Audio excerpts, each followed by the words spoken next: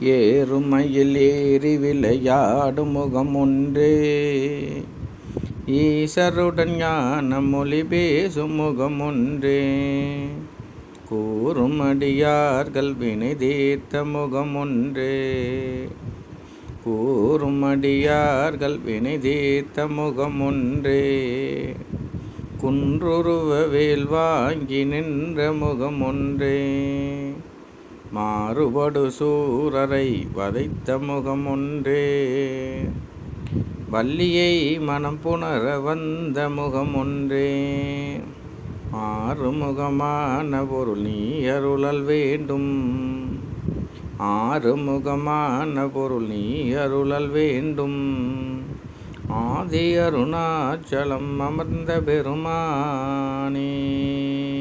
வெற்றிவேல் முருகனுக்கு அரோகரா.